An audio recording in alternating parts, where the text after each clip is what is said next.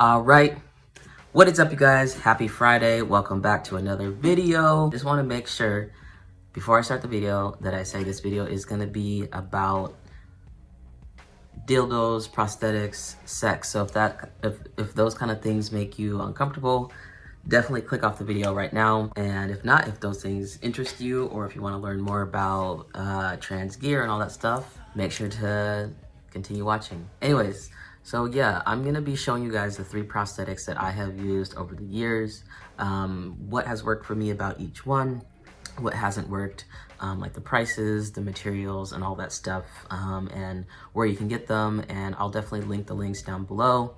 And yeah, let's get into it. All right, so the first prosthetic that I bought was actually back in high school, and I don't know why I still have this one. And I used it for actually quite some time. Now, before I show you guys this one, and I know I showed you guys before in the old video, it's the same one, but a lot of people are like, why is, your prosthetic white?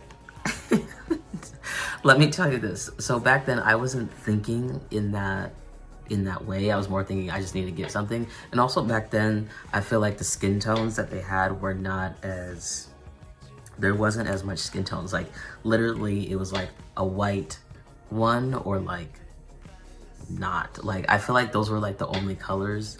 And if they did have like multiple colors, usually it was only like 2 or 3 colors, and usually the colors themselves weren't even like the actual skin tones of people. So yeah, so the first one is this one. I showed you guys this one before. Obviously this one, even though it's white and it would be made for like a white person, like this is not even the color of a white person in the first place. So you can see just from this how basic like prosthetics used to be. I mean, this isn't bad. I mean, it has like texture to it. It definitely has veins. It has like a visible head. It has like the upward curve. So it's not the worst, but it's obviously not the right color. And yeah, so this one worked for me for the most part. But there are a lot of things that were a problem about it. One of them being like this like, how do I say? This part, the back part of the packer would like ram into my body and also the person that I was with, to the point where like we would both get like bruises down there. So this, I don't know, I feel like I don't even know what this is made out of, but it's a very hard material. It's like squishy right here and hollow, so you can wash it, but then up towards like the tip it gets like really hard. And so I feel like just for like, I don't know, just for like play, it was like kind of just too hard. It was like bruising both of us, and also it's not very flexible. It doesn't bend that much, which can be a good thing, but I feel like if it's too stiff, then it's like it doesn't feel natural. So yeah, this is the first one that I used. I honestly don't remember where I got it or what it's called. They probably don't even sell it anymore, to be honest. But I'll show you guys so it came with a harness already attached to it, so I didn't have to like buy a separate harness. And basically it's like one of those step through harness where you just step through it and you pull it up over. Yeah, so that was the first one that I used. Worked for what it needed to, but definitely not the best in terms of design and detail and texture. But it's pretty durable. Like it's lasted, so that's a good thing. Some of these prosthetics out there like will like start peeling, will start tearing or ripping. So in terms of like durability, this definitely has lasted. So yeah, that's that one. All right, so the next one I got, I think sometime in college, and I think I got this actually, I feel like I got it off of Amazon. And it wasn't from a trans website or anything. It was actually from like just like your normal sex play. So yeah, I'm like nervous to show this because like I just feel really uncomfortable doing this. And also, so this one is the second one I got. It's big, it's very big. But yeah, you can see it has the detail with the head. Oh shit, I thought someone was at my door. I was like, I gotta stop talking about this. But yeah, you can see the veins and the stuff, and yeah, it does have some detail. Obviously the balls are like massive, so that was a thing that was like an issue with this. Oh my gosh, this has lint on it. I'm sorry guys, I do keep my prosthetics clean. This one just has a whole bunch of lint on it because this one I actually do not use actually at all for the most part, because it's just way too big. But anyways, you can see that the balls are pretty big. They're pretty hard and firm. So that was another issue, like I was saying, like during sex, this would like hit up against the person that I was having sex with, and it would like actually hurt them since they're very hard, not very realistic. But yeah, I mean, this one worked for the most part. The only problem with this one was the fact that it's so large and it's like actually really heavy. So like, first of all, like putting it in a harness was like really hard. Getting it to stay in the harness was really hard. Oftentimes it would fall out, just because it was so heavy, just kind of like that. And also, one thing that's cool about this is it does come with a suction cupped back, which can be made for like the shower, I guess. So you like just like stick it on your shower, and if you're like wanting to, if like, I don't know, like I don't, nothing penetrates me, but if the person that you were with wanted to use this by themselves, they could stick it on the shower and like, you know, do the thing. So this one worked for a bit. It's honestly just way too big. It's like massive, it's super heavy, and obviously the skin tone is like doesn't match at all, but it's definitely better than the white one. So yeah, there's that one. Oh shit. Okay, all right, so the last one that I currently use and that has honestly worked the best and actually goes with the harness that I showed you. The only thing that is an issue with this one is it has begun to peel, which is just, that sucks, but it's lasted for quite some time. So I'm gonna show you guys. It's like, so you can see it's starting to peel right here on the balls. So it's sticky, so I actually need to get a new one, but I'm just gonna show you this one for the most part. But yeah, I mean, obviously the skin tone is not my skin tone at all, but it's not white, and it's definitely, I would say, caramel colored, which is better than some prosthetics.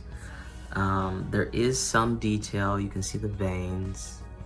The balls, I would say, are more realistic, and they're not as big and chunky, which is nice. You can see there is detail on the head, and there is this separation, which is nice, and it is pretty flexible. So here, I'm gonna show you guys how this works. Oh yeah, I forgot to tell you guys. So for that huge one, this one right here, this was the harness that I used for it at first. So you can see there's the ring and then the snaps, and so you would slide that through this ring right here, and yeah, you would just but again, with all this harness stuff, it feels just like there's always this like extra like shit going on, which for me is like, it's just annoying because I can feel it like on my body, and it just feels like it's not supposed to be there. But it definitely works. Like if you need something like this, definitely will hold everything in place. So for the one that I just showed you, I'm gonna show you guys how this works. So I showed you guys the harness in the last video.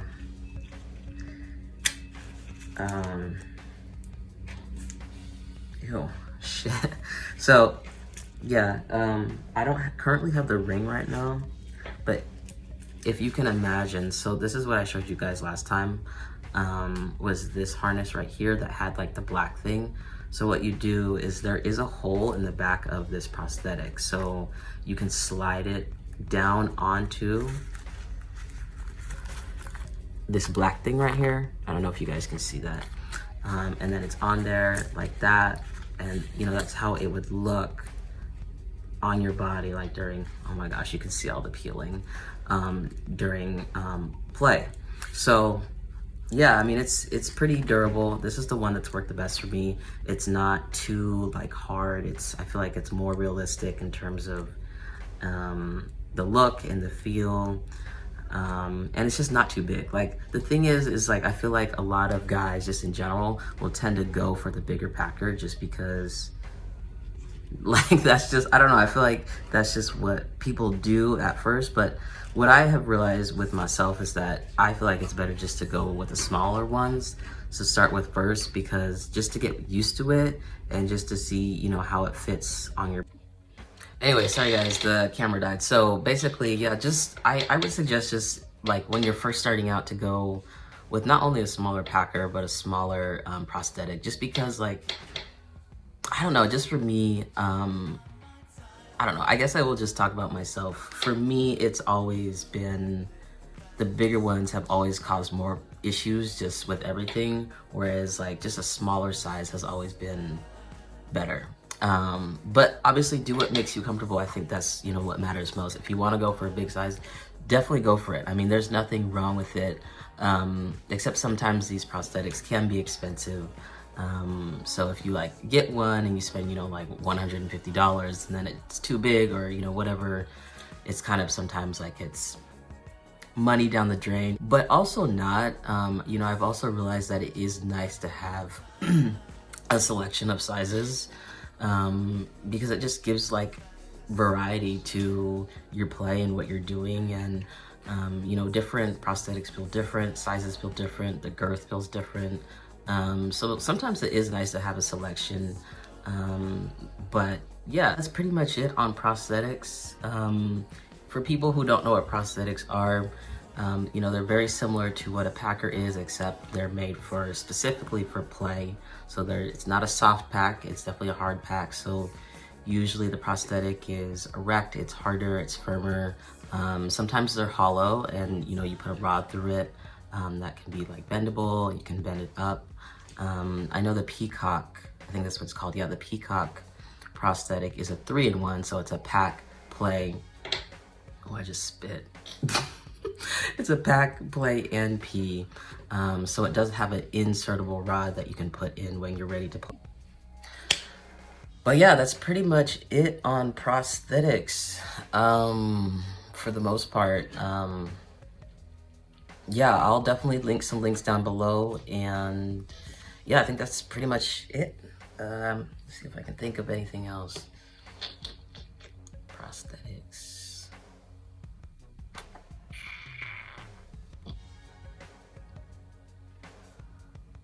Oh, one last thing. They do have prosthetics, I think from like ReelMagik and GenderCat, I think is the other one. I think there's another, or Emisil too. Where you don't have to use a harness or anything. Again, it just adheres to your body via some, like, I don't know what it is. It's some sort of adhesive. And yeah, and then I think some of them come as like packers, but there's ones that are also packers, but then also I think you can put a rod in them in order to play. Usually those ones are more expensive, but they are more realistic, and they usually, I feel like, don't involve a harness, which even makes it more realistic. So it feels like you're actually like it feels, I don't know, it feels like more like the real thing, if that makes sense. Let me know if you guys have any questions about prosthetics, or if there's anything I missed or anything else you guys would want me to discuss or talk about. Feel free to hit me in the box, and I will see you guys next week. All right, peace.